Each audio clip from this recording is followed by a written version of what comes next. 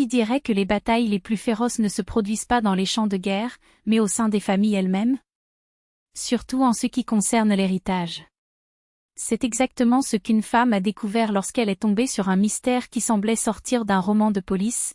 Où étaient les trésors laissés par sa grand-mère bien-aimée? La réponse, quand elle est venue, était aussi absurde que révélatrice. Imaginez, vous perdez quelqu'un qui aimait profondément, hérite non seulement des souvenirs, mais aussi des objets qui portent des histoires, et soudain ils disparaissent par magie.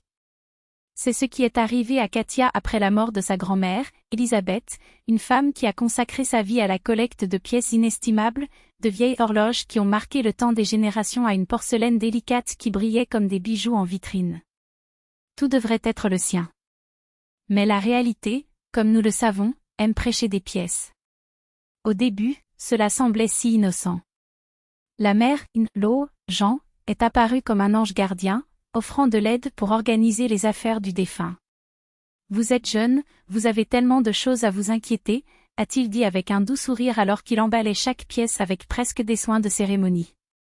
Katia, reconnaissante et surchargée par le deuil et la routine, a accepté l'aide sans soupçon. Après tout, qui soupçonnerait une mère de famille, toujours aussi serviable? Les premiers signes que quelque chose n'allait pas est apparu comme un murmure. Un jour, lors de la visite de la mère dans l'Allo pour obtenir une recette, Katia a repéré sur l'étagère l'ensemble en porcelaine que sa grand-mère n'a utilisé que lors d'occasions spéciales. Ah, ça? Je suis restée ici pour la sécurité, justifia Jean, avec un ton de voix qui ne correspondait pas à son contrôle habituel. Une semaine plus tard, une photo sur les réseaux sociaux a scellé la méfiance, les chandeliers en argent de la grand-mère, comme Katia jugeant pour avoir vu la dernière fois à la maison du défunt, qui a maintenant orné la table de Noël de la mère pour donner le charme de Noël. C'est alors que le cœur de Katia se figea. Ce n'étaient pas seulement des objets, c'étaient des fragments d'une vie, une histoire qui lui appartenait. L'horloge murale venue de la grande petite-mère, la boîte de musique Birch avec des incrustés que sa grand-mère a ouvertes juste pour lui montrer, les lunettes en cristal doré qui scintillaient dans la lueur aux chandelles. Tout cela, selon Jean, était temporairement sous sa garde. Mais, temporaire, avait duré des mois, et les excuses se sont multipliées comme des fourmis, c'est mieux comme ça, vous êtes encore nouveau pour prendre soin de ces choses, un jour vous vous remercierez, je veux juste protéger ce qui est le vôtre. Même son mari, Denis, qui devrait être son allié, était initialement sceptique. Mère veut juste aider, Katia. Vous faites une tempête dans un verre d'eau, a-t-il dit, fatigué d'un autre voyage de travail. Comme si la trahison n'était qu'une question de perspective, comme si son droit à son propre héritage était négociable. Mais Katia n'était pas naïve. Elle savait que lorsque quelqu'un insiste trop pour protéger ce qui n'est pas le vôtre, c'est généralement parce qu'il le considère déjà comme une propriété. Armée de patience et d'une bonne dose d'entêtement, elle a cherché un avocat. Et la vérité, quand elle est venue, était libératrice, la loi était à ses côtés. Ces objets n'étaient pas des prêts, ils n'étaient pas des faveurs, c'était le sien, le dernier point. Aucun soin temporaire ne justifiait une mauvaise appropriation. Avec une liste détaillée en main et la certitude qu'il faisait la bonne, Katia a attendu le bon moment, Denis loin de chez lui, sa mère dans la seule loge, et une clé de voiture qui n'était pas la vôtre, mais qui servirait parfaitement. La confrontation était aussi théâtrale que prévisible. Jean, la voyant déterminée, a tout essayé, le drame de la douleur thoracique, les larmes de crocodile, les appels à la gratitude. Comment pouvez-vous me faire ça? Il gémit, tandis que Katia, impassive, a sauvé une pièce pour la cachette que la mère a pensé qu'elle était en sécurité. Chaque objet trouvé était comme un coup de poing dans l'estomac des mensonges, les chandeliers qui étaient. La restauration, l'horloge qui avait besoin d'ajustement, la boîte de musique qui pourrait s'endommager dans votre maison. L'alibi de Jean s'est effondré lorsque, dans un accès à la fureur, elle a pris le téléphone et a appelé son fils, criant hystériquement, « Fils, elle est venue ici et prend les choses que je lui ai volées. » Les mots sont sortis comme un coup de feu, pas de filtre, pas de retour. Et le plus ironique? Le téléphone était sur le vivant. La réponse de Denis était un verdict, « Maman, si tu volais, elle a tout le droit de revenir. Retourne tout et m'excuse. » Je suis fatigué de nettoyer ta confusion. Le silence qui a suivi était assourdissant. Jean a essayé de se rétracter, mais il était tard. Denis a finalement vu l'arnaque. Katia, prends tout. Et toi, mère, ne nous entame plus notre vie. Pendant les 2 heures suivantes, tandis que les objets retournaient à sa place légitime, Jean a alterné entre les supplications pathétiques et tente de négocier.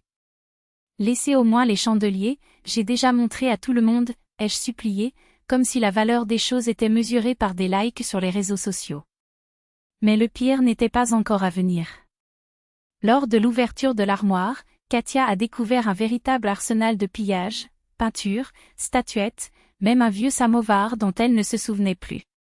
Ce n'était pas seulement certaines choses. C'était une pile méticuleuse, planifiée et presque complète. Jean ne voulait pas garder l'héritage, elle voulait être avec elle. En fin de compte, la justice, qui ne dépend pas des tribunaux, mais du courage et de la détermination, a prévalu. Katia a récupéré non seulement ses biens, mais quelque chose de beaucoup plus précieux, la certitude que parfois vous devez vous battre pour ce qui est le vôtre. Même si la bataille est contre qui vous attendez le moins. Mais ce que le processus de retrait des objets révélés était encore plus révélateur, et révoltant. Jean avait non seulement séparé les pièces avec une cupidité méticuleuse, elle les avait déjà conduits à un évaluateur, prévoyant d'en vendre une partie pour jouer la rénovation de sa propre maison. Pire, elle s'est répandue, parmi les connaissances, que ce sont des « reliques de famille » héritées de sa grand-mère, un mensonge aussi flagrant qu'elle a calculé. Lorsque le dernier objet a été transporté dans la voiture, Katia a cherché la dernière fois à la vidange de la mer. Jean, assis dans son fauteuil, gémit à propos de l'ingratitude, comment personne ne l'a compris, comment il ne voulait que « le meilleur » pour ces objets qui ont dit « les jeunes ne pouvaient pas valoriser ». C'est alors que Katia, avec un calme qui a gelé l'air, a laissé sa dernière phrase. Jean, la prochaine fois que vous déciderez de voler quelque chose, évitez 2 choses, publier des photos sur les réseaux sociaux et avouer le crime au téléphone. C'est le manque de professionnalisme. De retour à la maison, Katia a rendu chaque pièce à sa place, pas comme une simple décoration, mais comme une restauration d'un souvenir. L'ancienne horloge a pris de la proéminence sur la cheminée, les cristaux brillaient dans l'armoire en verre, et la boîte de boulot caride gardait à nouveau des secrets sur le porte-avions. Lorsque Denis est revenu du voyage, l'impact a été immédiat. Pour la première fois, l'appartement a respiré l'histoire, ce n'était pas seulement un espace, mais une maison avec les fils passés. Il s'est excusé d'avoir douté d'elle et a admis ce qu'il a toujours su, mais n'a jamais eu le courage de faire face. Jean avait un modèle. Depuis l'enfance, prêter des jouets de voisins sans revenir, adulte, a perfectionné l'art de la confiscation déguisée en faveur. Il y avait toujours une excuse impeccable, besoin de réparation, il vaut mieux rester avec moi, c'est juste une réforme. Le scandale avait de longues vagues. Jean a essayé de se racheter, des gâteaux, des excuses boiteuses, des sourires forcés, mais la confiance, une fois brisée, ne le répare pas avec du sucre. Denis, à son tour, a décrit les limites non négociables, pas de visite sans avertissement, pas d'ingérence, pas de prêt temporaire. Et Katia, qui n'était plus de patience pour palavra à moitié, a commencé à superviser chacun d'eux. 6 mois plus tard, Jean a essayé de répéter l'astuce avec un voisin, offrant de sauver sa collection de porcelaine dure. Une réforme. Le voisin, bien informé des habitudes de Jean, a refusé poliment. Les rumeurs se sont propagées dans tout le bâtiment, et sa réputation de personne fiable s'est effondrée comme un château de lettres. Pendant ce temps, la collection de la grand-mère de Katia renaît. Chaque pièce a gagné une histoire à raconter à des amis pendant l'été de l'après-midi. L'horloge du XVe siècle, évaluée dans une fortune, est devenue un symbole de la fierté familiale, le service de porcelaine rare a attiré les loupes collecteurs. Denis, désormais irréductible, a même suggéré de changer les serrures, car, avec Jean, la précaution n'est jamais trop. Les réunions familiales sont devenues des exercices de diplomatie à froid, salutations de protocole, déjeuners sporadiques sous surveillance discrète. 1 an plus tard, l'histoire a été répétée avec un autre parent. Jean a essayé de saisir le bijou de tante décédée, mais la famille était déjà immunisée contre ses tours. Le scandale était encore plus grand et elle a perdu sa petite crédibilité. Katia a appris une leçon qui n'oublierait jamais, les droits ne sont pas demandés.